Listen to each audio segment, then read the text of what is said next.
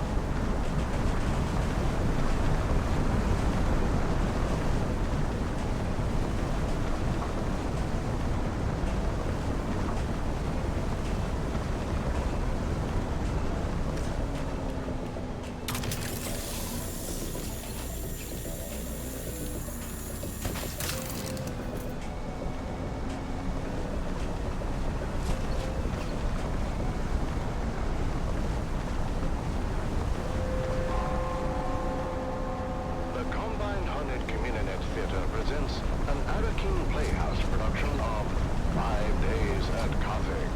Brought to you by the generous patronage of the Padishah Emperor and the tireless support of the Spice Miners Fellowship and the Leisure Committee. And now, it's time to dim the lights and return with us to those fateful days before catastrophe came calling. It's part 2 of 5 Days at Carthage.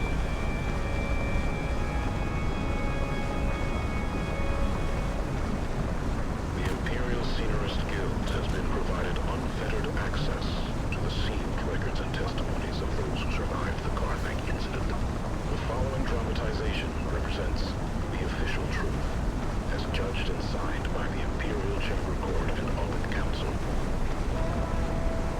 So let us journey then to the burning sands of Arrakis, a desert planet in a far-flung corner of the known universe. The year is 10-1-94, and the war of assassins between House Atreides and their ancient enemy House Harkonnen is well underway. We join our story in the bleak hills of the Simcoe Uplands, a barren and windswept place, devoid of any life. Devoid, but for the crew of smugglers carefully negotiating the rat-blasted hellscape. The locals say these hills are haunted. With locals? There are no locals. More. Half-blind fortune teller in Arson said these hills were wild with evil spirits. She called them Jinn. The bigger question is, how the hell a half-blind fortune teller in Arson news talk about these hills at all? Did we not agree to keep quiet about coming here? Simple was a restricted sector.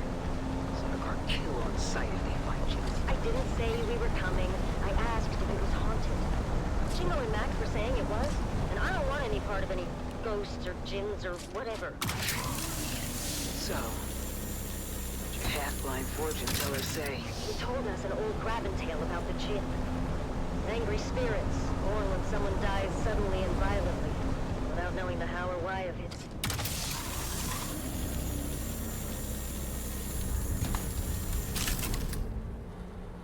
Sorry, Stisk.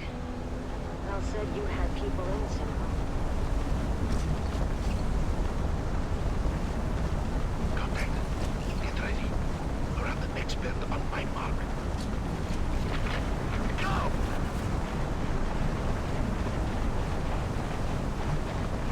Hold up! Hold up! What? What is it? I didn't know what it was.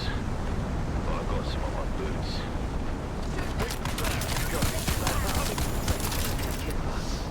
There's a bit of tail. Boss, if anyone else is in this sector, then boss, very loud. What are we doing here anyway? I'm told this is a restricted sector. We sort of caught them on sight. This one's got a sense of humor. Let's kill her. Huh? You can try. Time to move. We're here for an old family heirloom. Necklace I left in the care of my sister. Didn't mark you as the sentimental type. Sentimental got nothing to do with it. It's mine, it's mine. Oh, my totem among these bodies.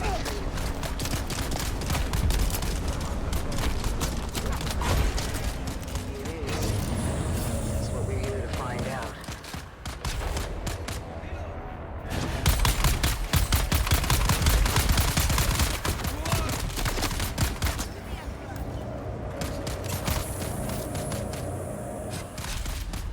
What is this stuff? Regular old sand. Heated for 5,500 degrees. Who did this? Surprised you don't know.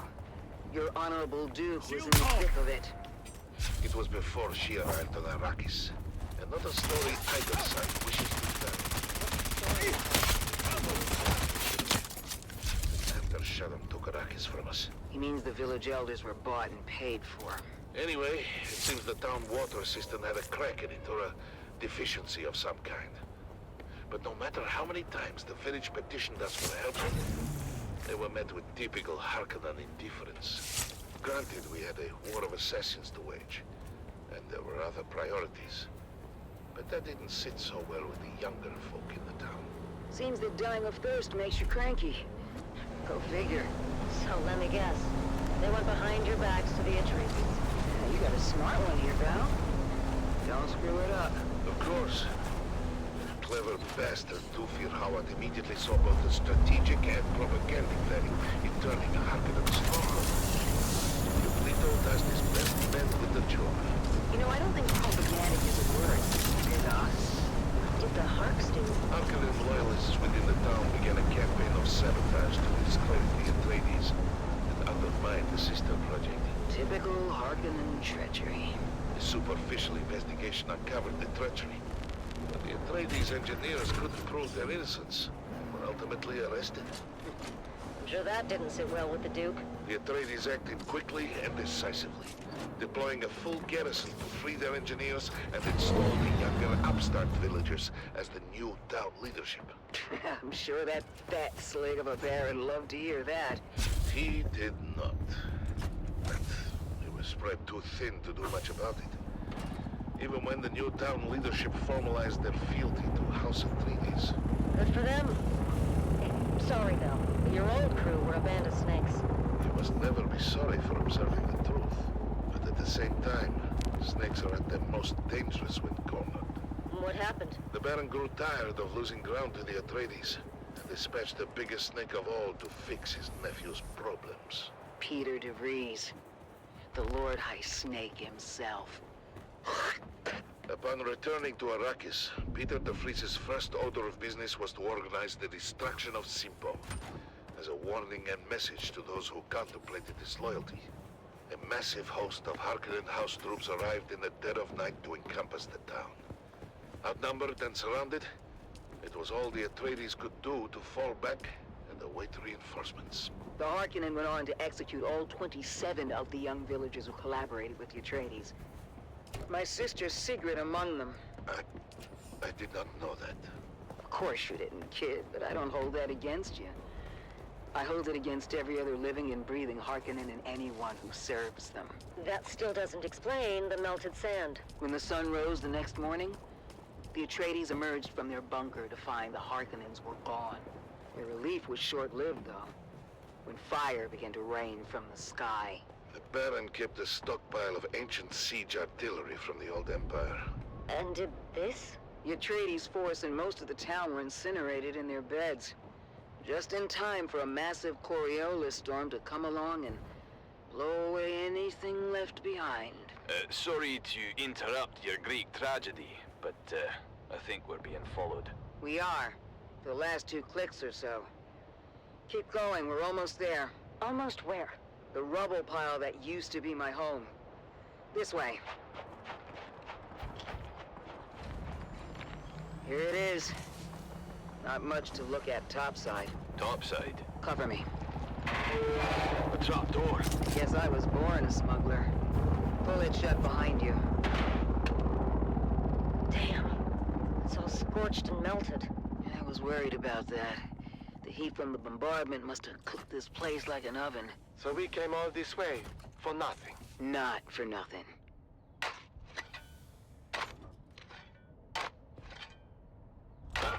We're in business. Huh. What kind of necklace is that? Shit. I thought we'd have more time. What's the plan here, boss? Same as always. Kill them before they kill us. What's waiting for us up there, Stisk? Probably half the scabs in the Haga Basin. Oof, that's a lot of scabbies. How are we on ammo? We don't have far to go. We don't? Trust me, we'll be back in Carthag before sundown. First round's on me. On 3, you're gonna put a full burst through the hatch. And then?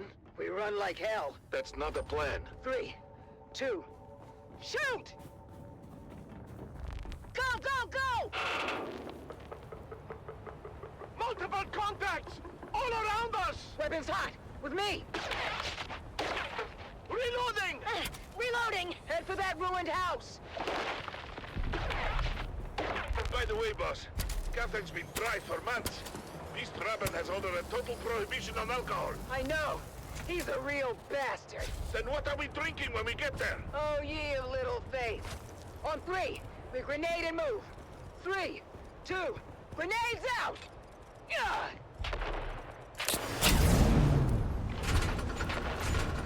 Almost there. Where? Fox Canyon. Just down this grade. A Fox Canyon? That doesn't sound good. Go, go, go! Keep going. All the way to the back. The end of what? The dead end? Here. Where? Oh, shit.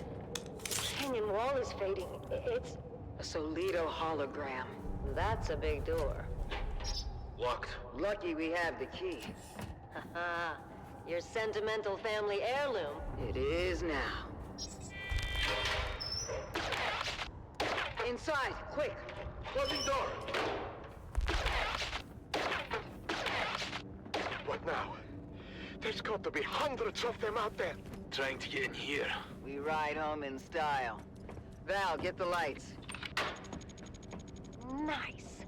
It's a Mark IV medium chum gunship. Can you fly it? Does a worm shit in the sand? Mount up. You know this is overkill for a bunch of scabs. The gunship isn't for the scavs. Check the hold. Shy Halud. That's a lot of booze. Stisk, you crafty devil! Told you, Val. First round's on me. Buckle in. Next stop, Carthage.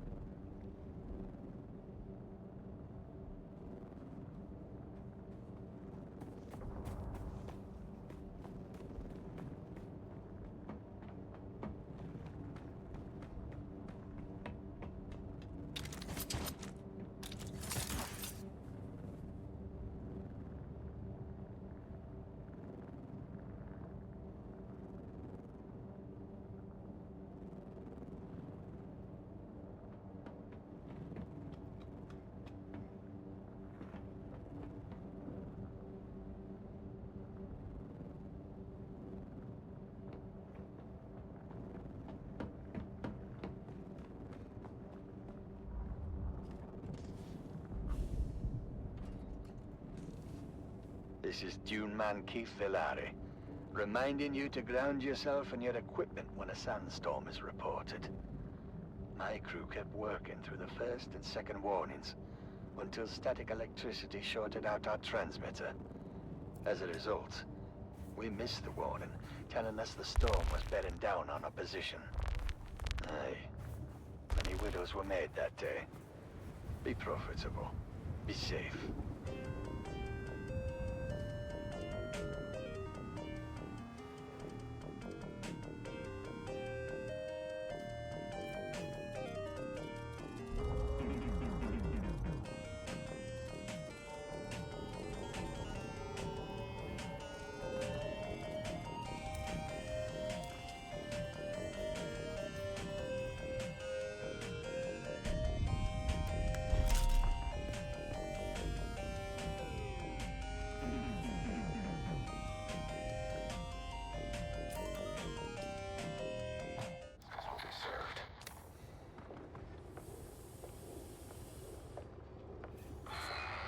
Who dares enter my hall unbidden? I dare, Mala.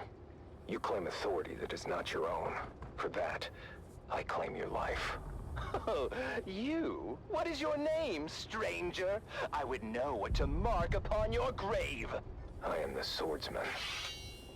Your false reign is over, Varric. Guards, don't just stand there. Get him! Lord Varric, the stranger fights like the swordmasters of legend. Impossible! The swordmasters were destroyed! The remnants scattered! 6 to 1, he is outnumbered, and still, our men cannot strike him. Fool! They do not have to strike him. They only have to maneuver him onto that trap door. Goodbye, swordsman!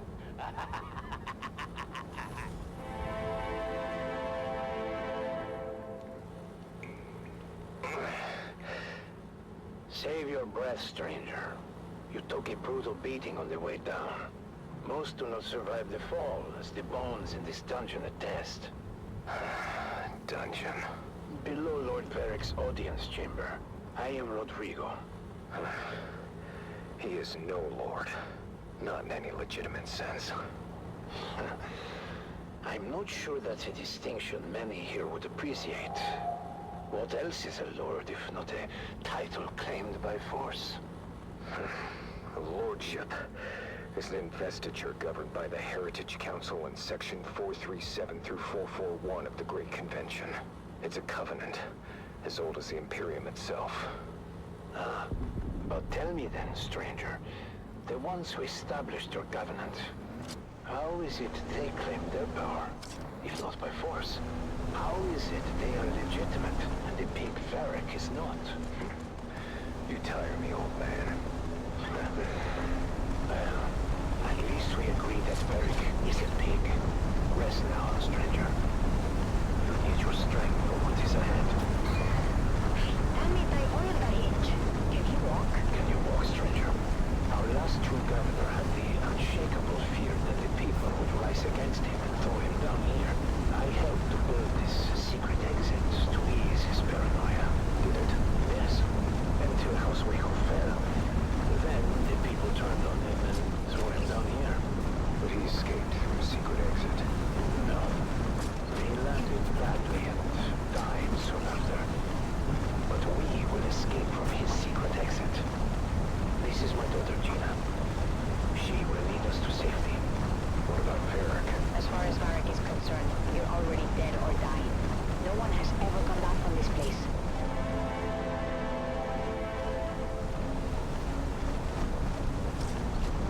Easy now, swordsman. I've tended to your wounds. Thank you, both. My father was a draftsman in the Imperial Engineering Guild and helped to build this humble colony. Our 3 isn't much, stranger, but we are self-sustaining. And the guild will remember us one day. We were doing just fine until Varric's grandfather took over. Lord Varric is just the latest in a long line of assholes. We have seen too many good men fall trying to stand against him. There are enough of you. Why not fight back together? The fear of death, I suppose.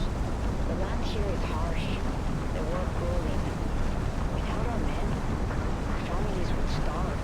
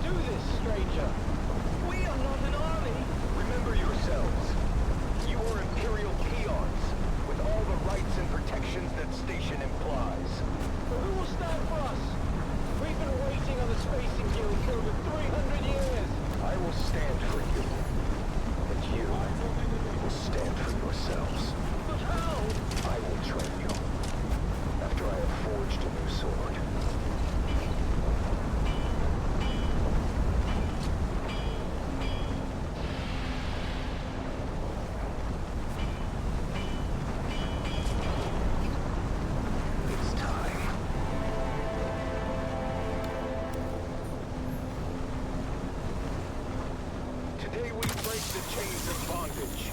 Today, we fight! We've gone over the plan. When next we meet, it will be over the body of the dead slave called Varric. Shields up! So then I told the father, cannot pay your proper tribute. Perhaps your comely young daughter can pay it for you. Slave Lord Varric, your false reign ends now. But how? Guards, get him!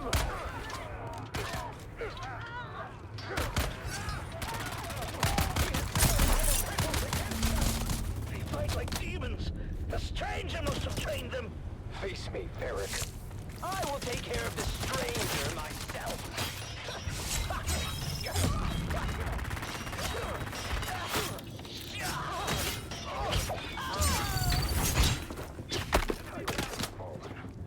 You have won your freedom.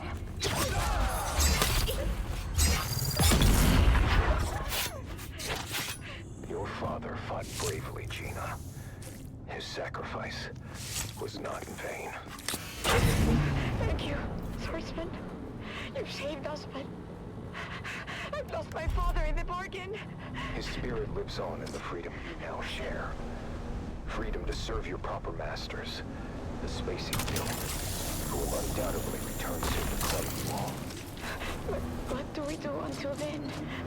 Hunger and disunity may come, but you must remain steadfast in your duties, and the honor of that will sustain you. Remember, a righteous heart is never truly empty. You're right, swordsman. Is there any way we can repay you?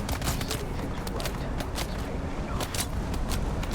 And now, I must move on. I'll never forget you, swordsman. Swordsman? Where did he go? And so, the swordsman leaves another world better than he found it.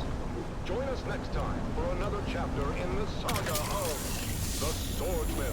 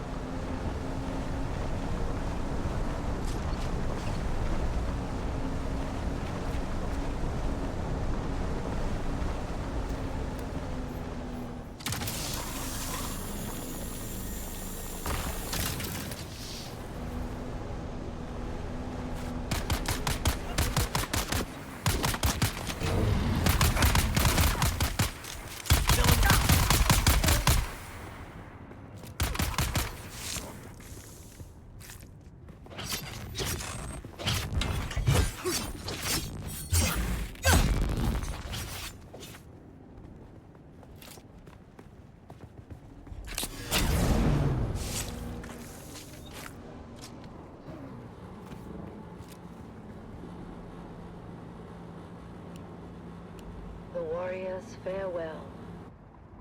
In twilight's glow, where shadows meet, a warrior stands on weary feet. His sword, once bright, now dulled with strife, reflects the toll of countless lives. Oh, famed, you've carved this path of pain through desert vast, through blood and rain. Yet honor binds my heart tonight. For House Atreides, I still fight. Remember those who fell in the fields, whose courage were their only shields. Their names engraved in stars above. Their deeds, the legacy of love.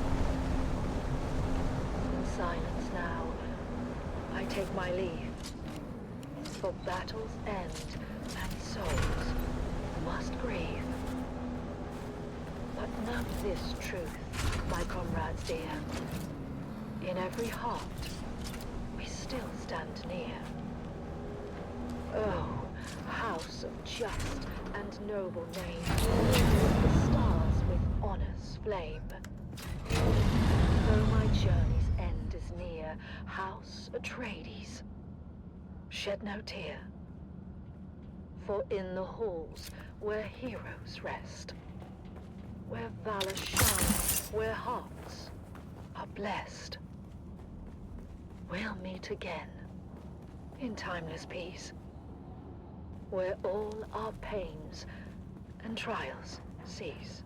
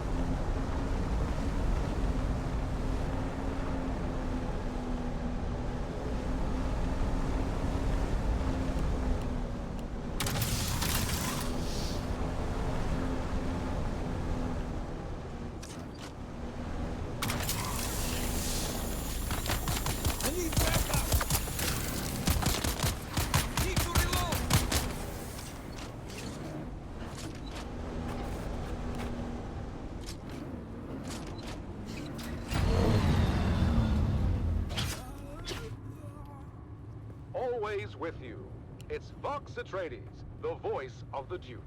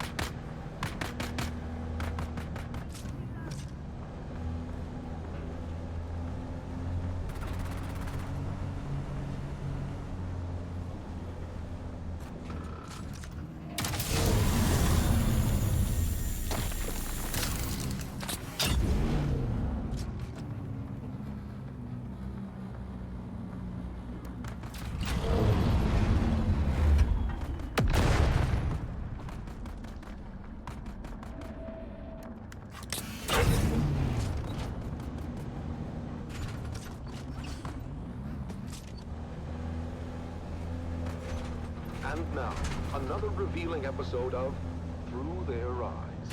First-hand accounts from the front lines. Presented by your host, Redondo Monroe. Today we find ourselves at the storied bastion known as Helios Gate. Redondo sits down for an exclusive interview with Captain Marcus Amstrad of the Fighting Fifth. Captain Amstrad, thank you for joining us today. We've heard first-hand accounts from soldiers like Sergeant Creel, who shared the brutal realities of life on the front lines. Can you tell us about the recent campaign in the Haga Basin, and what the strategic gains there mean for House Atreides? It is an honor to be here, Redondo. Our operations in the basin are ongoing, but critical to securing a crucial foothold in the region. This operation underscores the strength and resilience of our forces, and our unwavering commitment to justice and honor. Captain, while securing the Haga Basin is indeed significant, we've also heard about the heavy losses endured by our forces. The illustrious war of assassins is taking on our troops and their families. Look, Redondo, war is never without sacrifice. But it is through these sacrifices that we uphold our values.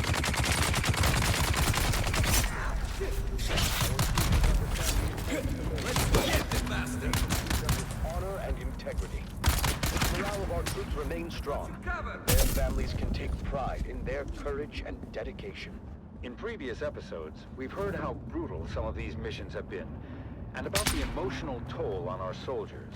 Sergeant Eric Thorne, for example, described the chaos and loss during the final days at Three Rock Station. How do you address the concerns of those who feel that the cost of this war is too high? The cost of freedom and justice is never too high. Every mission we complete, every campaign and every sacrifice we make brings us one step closer to a lasting peace and a brighter future for House Atreides. Our troops are well trained and well prepared to face the challenges before them.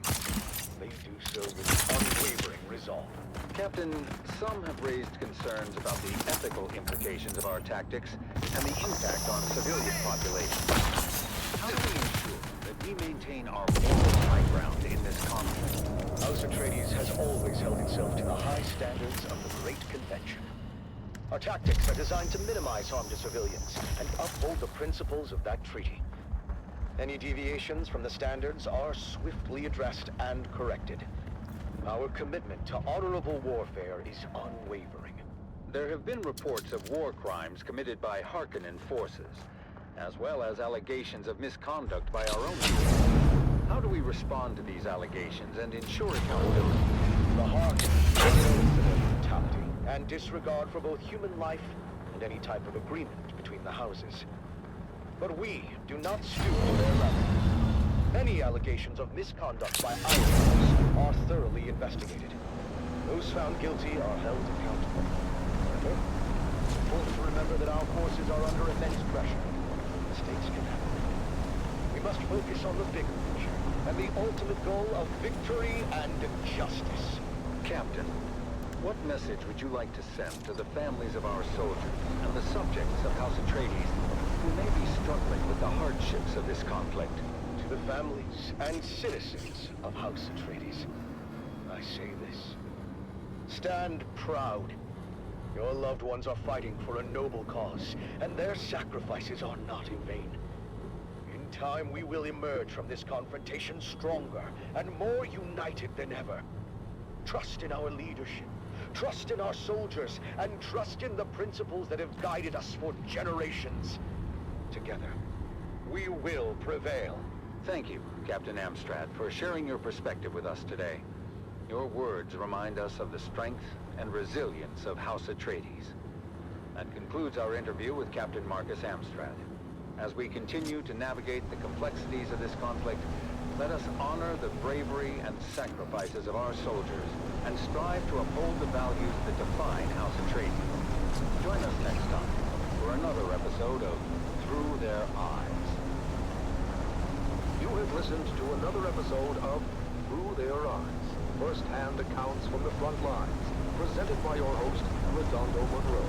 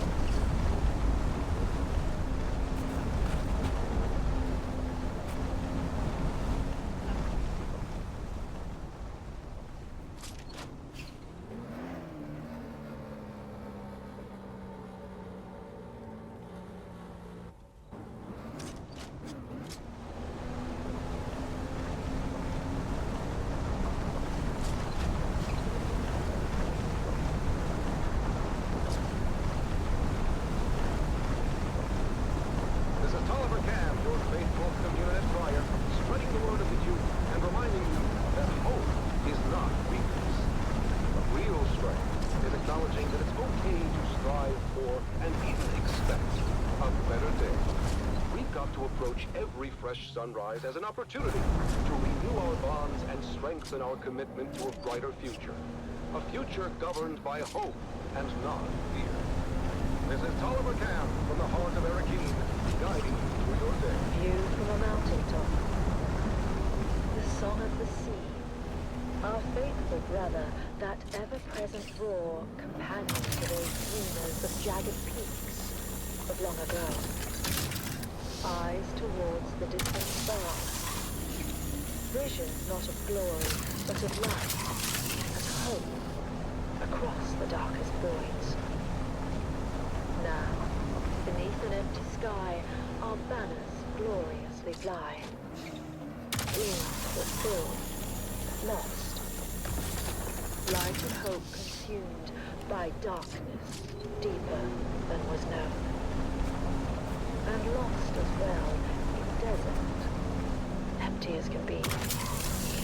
The song of that faraway sea.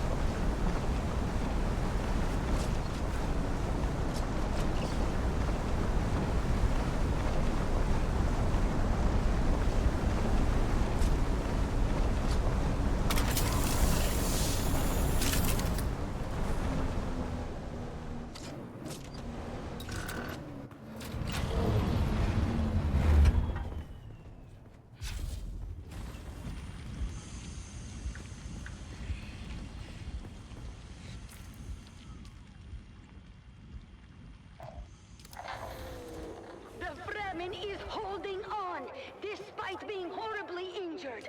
One of his arms has been torn off, blood flowing freely, but he keeps fighting, stabbing the tiger repeatedly. Unbelievable! The tiger is collapsing under his relentless assault. The Fremen has done it. He is the last contestant standing. The crowd is silent as the Fremen struggles to his feet, his body battered and broken, stumbling towards the seal that will end the game. He's almost there. Step by step, he's making his way. But wait, what's that? Don't kill yourself.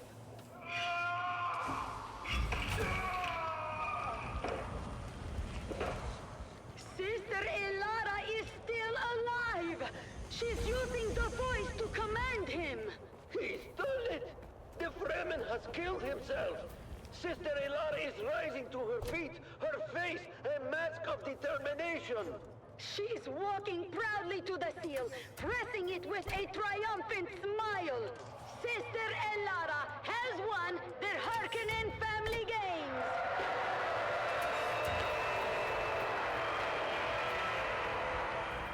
An astonishing victory!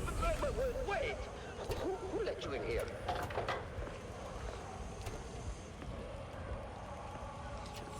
What? No, take your clothes from me! You have violated the rules betting on Kanto's victory. You are coming with us. This is bullshit! You can't do this! They cheated! Well, this is unexpected. Maxim is being taken away by the guards. It seems I am alone now. What an incredible ending to this year's games.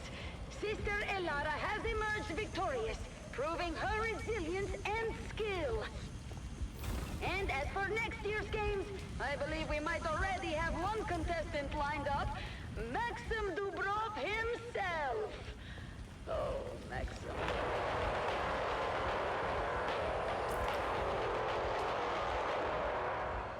Thank you for tuning in to the Harkonnen Family Games. This year's Mantrap has been one for the history books. Stay tuned for more updates and future events on the Harkonnen Network. Until next time. The Harkonnen Network, where every moment is an opportunity to prove your loyalty and strength. Strength through loyalty.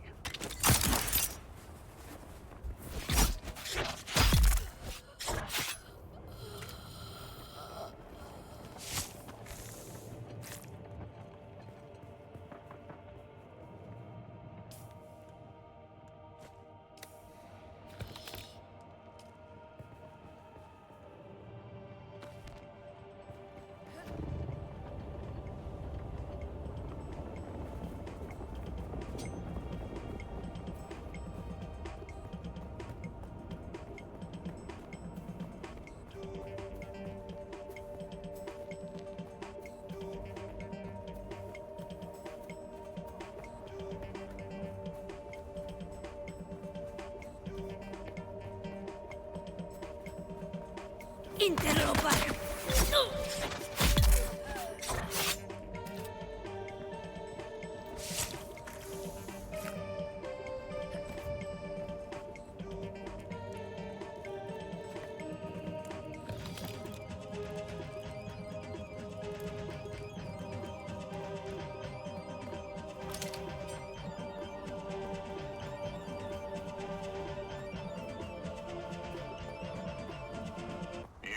Listening to frequency 152.6, the voice of House Harkonnen. We are Arrakis. Attention, loyal listeners of the Harkonnen Network.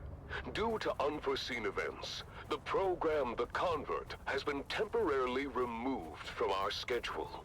Rest assured, the show will return soon, as dozens of new converts wait eagerly to share their tales of Atreides' treachery and Harkonnen's superiority.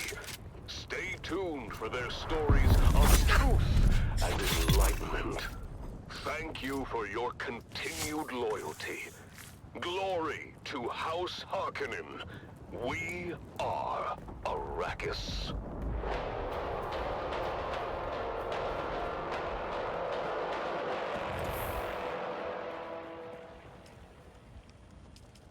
That was The Convert, exclusively on the Harkonnen Network. Stay tuned for more compelling content. Strength through loyalty. What a powerful message from The Convert. As my dear friend Lady Maris always says, the path to truth is paved with difficult questions. Learn which ones to avoid.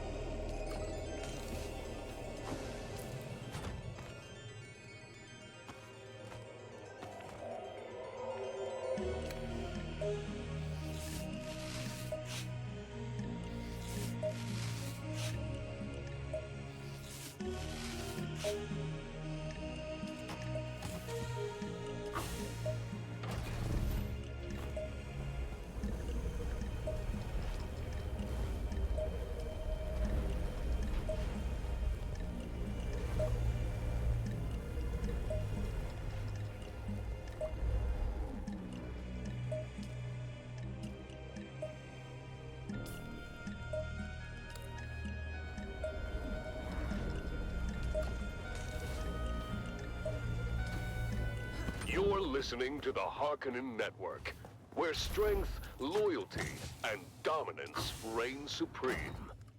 We are Arrakis. I am Sila Krum, your guide and confidant, here to lead you through another glorious day under the might of our beloved Baron. Let's start with some invigorating music to get our blood pumping.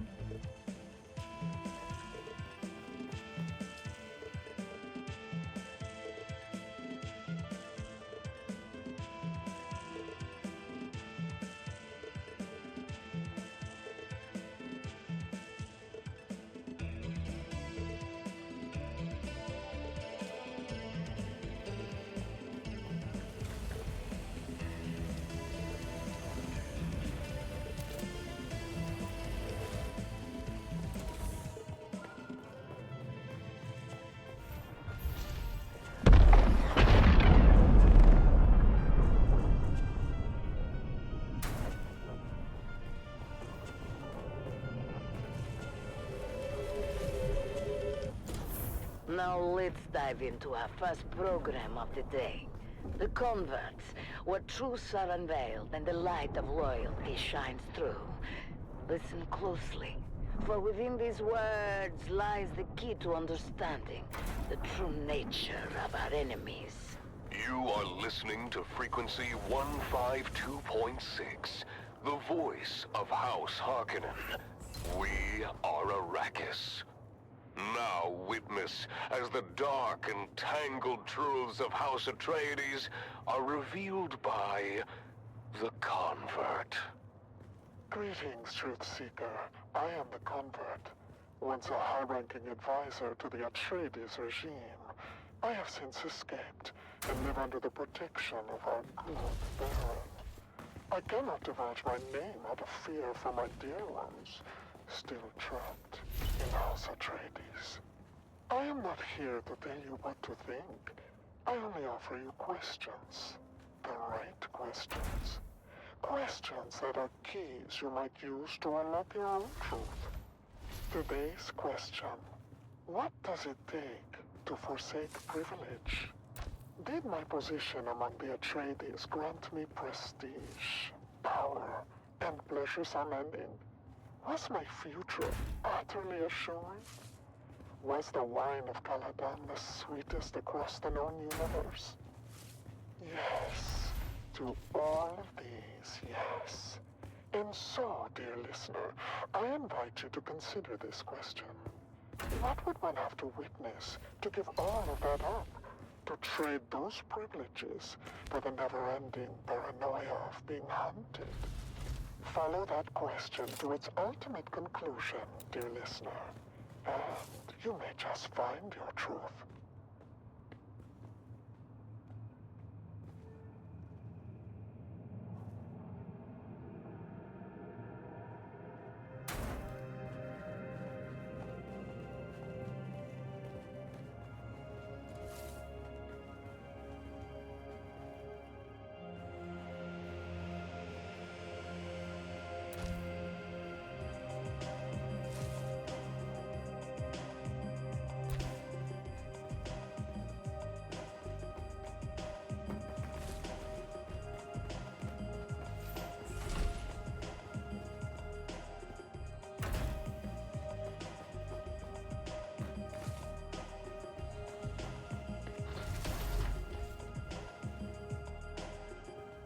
Emotion control.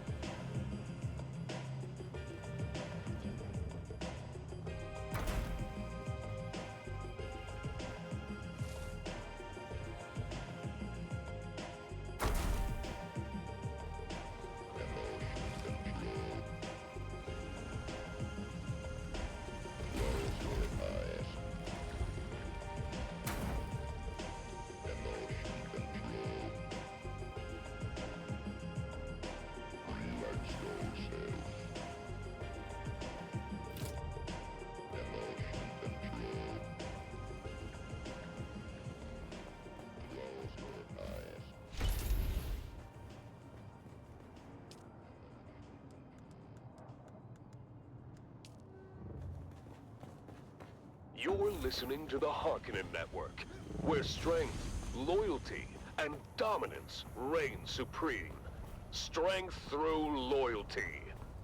Next up, dear listeners, what you have all been waiting for.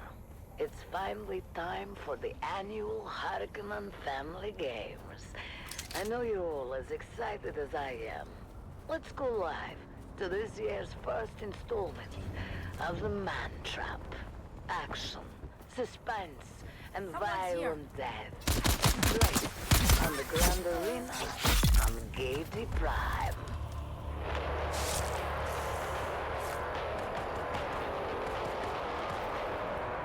People of Arrakis, today marks the beginning of the annual Harkonnen Family Games, and the Grand Arena on Gaiety Prime has been transformed into a labyrinth filled with traps and deadly creatures from across the Imperium. Ever since its construction 20 years ago, the labyrinth has played host to the traditional competition known as the Man Trap. 9 contestants enter.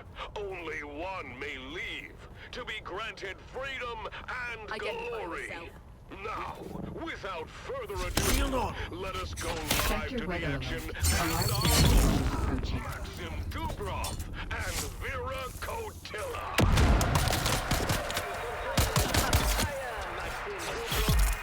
Master of the Labyrinth for the past 15 games. I am joined today by Vera Kotila, renowned biologist. Vera, tell us about your first memory of this hallowed competition. I still remember it to this day, Maxim.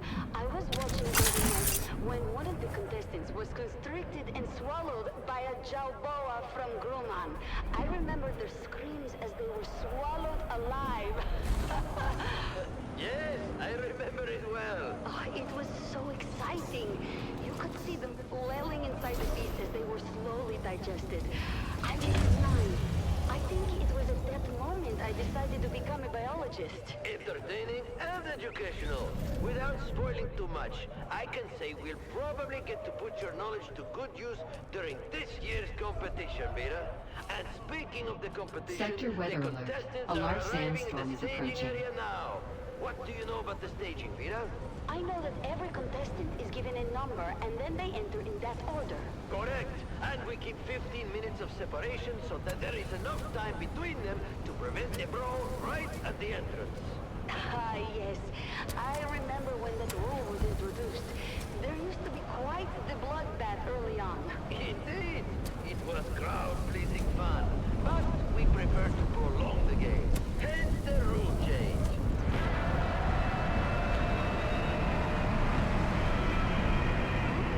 The first contestant has arrived. What can you tell me about him? Oh, I know him.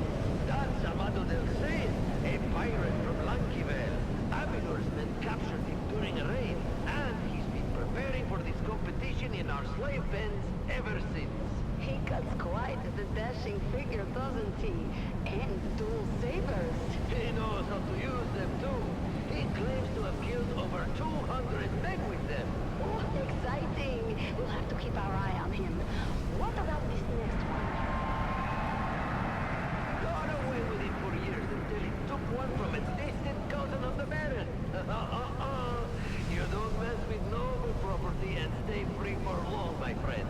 Oh, he's a big one, isn't he? Why do they call him Hollowtown? It's a joke about how much he eats. People think his legs must be hollow. He looks very strong. Unlike this one. Who is this waif of a girl, Maxim? Ah, Kaelin Schiff. She was a serving girl for the late Lord Petrim of the manufactory. Don't underestimate her. She can be quite deadly with that needle gun she's cradling. And what was her crime? Well, she's the one who made the late Lord Petrim late. Vicious. Oh my, this next one seems interesting. Who is that? I don't know much about this one. He was shipped in from Arrakis with a load of spice. They just call him the Fremen, and he refuses to talk to anyone. Note the eyes, blue on blue. Fascinating. I've always wanted to study the sandworms of Arrakis. They seem so deadly. Have you ever had one in the games? No, though not for lack of trying. They're almost impossible to capture, short of using a nuke. And then, they wouldn't be much use at all. Well, let's hope that this Fremen is as deadly as the worms of his home planet. He looks savage, unlike the one behind him. Ah, that's the Grey Lady. Nobody knows where she came from. She just showed up on the streets of Giddy Prime one day. Soon enough, she was running the largest brothel in the sector. Before, she was taken in for witchcraft, if you can believe it. Witchcraft? Does that mean... Well, you know that our good Baron has a particular dislike of witches. But I have never heard the Grey Lady say anything during her time in the pens. Not one word. Until she volunteered to be part of this. Everybody loves a mystery, but nobody loves this next contestant. Recognize him, do you? I'm not surprised. Former guard captain Puiko Nem. You recognize his face, Vera? Do you remember his crime? Oh, yes. He was in command on the day the Atreides made their suicide raid. He allowed them to destroy valuable resources. He was, simply put, incompetent and weak. A disgusting combination. Horrible traits in a commander. He's been rotting in the slave pits ever since. Alone. Because who would take up with a man so stained? Until today. Do you really think that if he survives the man trap, he'll be pardoned? Officially, yes. But I don't think the people of Giddy Prime would ever be willing to forgive him. And the Baron might forgive, but he will never forget. Nor should he. Let's hope that Captain Nem finds his death in the labyrinth. But we've wasted enough breath on him. Who is the next pair? The twins Morani, a brother and sister, Train John Gore. They were performing an opera here on Giddy Prime when one of the props malfunctioned and killed one of the Baron's guests. They were detained after their troupe was paid off, of course. Well, jongleurs should at least know how to put on a show. Oh, more than that. Trained acrobats, illusionists. They're my pick for to win the whole thing. Jongleurs have hidden depths. Fascinating. But to win, they would have to turn on one another. Only one of them can be the winner. The rules are quite clear. I know. And wouldn't that be an amazing way to end it all? Twin against twin? That would be an ending to talk about. And here is the last contestant. He doesn't look like much. He isn't. Fodder for the beasts. A lifelong slave born into service. His name is Kanto, but he's too low-born for a family name. And why did you select him for the competition? He looks like it won't last 15 minutes. I reached an agreement with his owner. Kanto is growing older and can easily be replaced, but he has a hidden talent. One I hope that we can draw forth during the competition. Oh, how interesting. Will you tell? No, my dear. Let's save some secrets for the audience to discover. So, those are our 9 contestants, lined up and ready to go. Any favorites, Vera? You know, I put my money on the Grey Lady. Witchcraft or not, I love a classy lady. And I have a soft spot for our swashbuckling pirate Amado. Shame to waste such a handsome wastrel. Good choices both. It's time to get this competition started. Are you ready? I've never been more ready. Are you ready, loyal listener? The contestants are prepared, the traps are set, and the creatures are starving. Stay tuned to this station, people of Arrakis, to hear more updates from Giddy Prime and the Man Trap.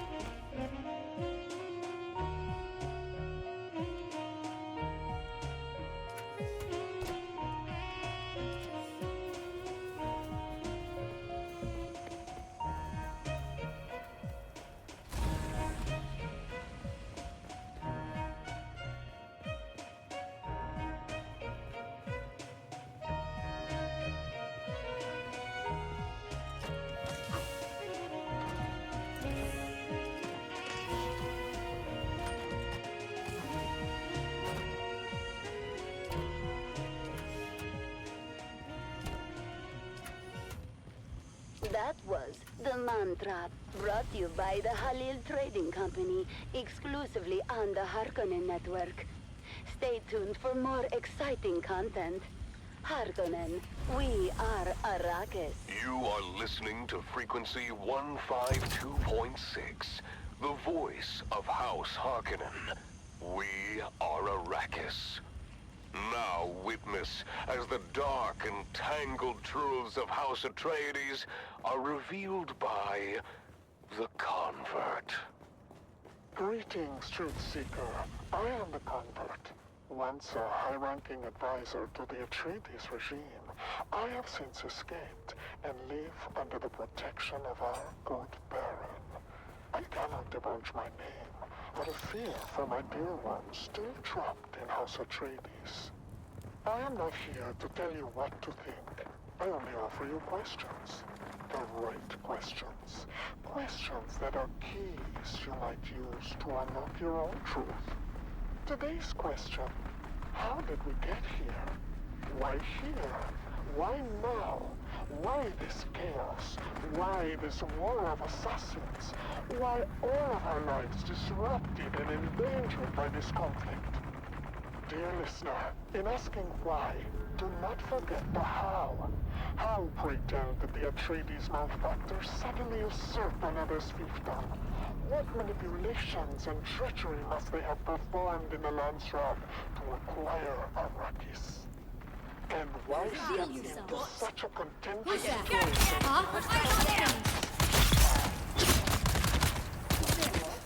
Secrets must have been